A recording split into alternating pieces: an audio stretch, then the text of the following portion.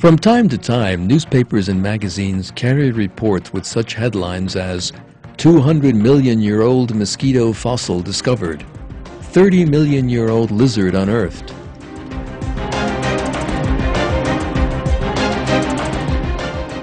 Readers of such reports may think that there is something special about such events, that such fossils are discovered only rarely.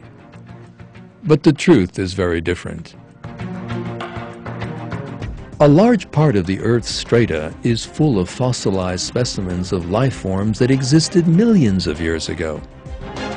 A great many of these have been unearthed and placed under protection in countries' museums. Yet such fossils are constantly being unearthed in excavations today. Hundreds of thousands of fossilized spiders, ants, flies, scorpions, crabs, and frogs, all millions of years old, and fossils of a great many other species, some extinct and others not, are stored away in museums. Yet their huge numbers are not reflected in any books or newspapers. Scientific journals, forums, and discussion panels never refer to them. And why not? Because every fossil discovered by itself constitutes a fresh piece of evidence arguing against the theory of evolution. Every fossil specimen found is sufficiently persuasive to destroy the theory to which Darwinists have dedicated their lives. For the same reason, some evolutionists have tried to keep such fossils well concealed. Even today, evolutionists are still resorting to the same methods of covering up evidence that disproves their theory. The most significant examples of living fossils, once discovered, are quietly hidden away. If all these fossils concealed in museum storage were made available for public examination, the truth would clearly emerge. Yet most scientists lack the courage to take such a step, because it would totally demolish the theory of evolution. But any theory that must conceal the contradictory scientific evidence and seek to establish its credentials through fraud and deception has in any case declared its own bankruptcy.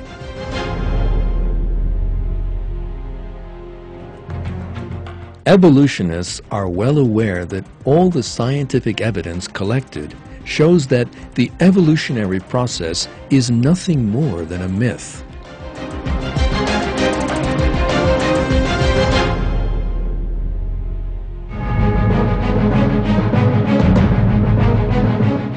Living fossils, and indeed all other species living today, are the work of God, the Lord and Creator of all things, who created them millions of years ago and has preserved them in their perfect forms right down to the present.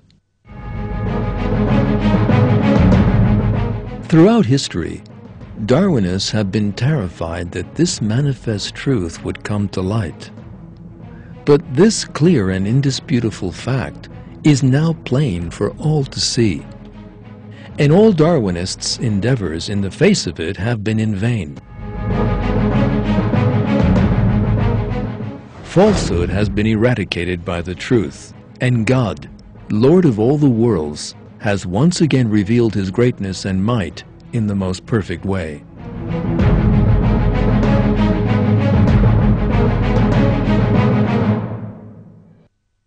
We did not create heaven and earth and everything in between them as a game.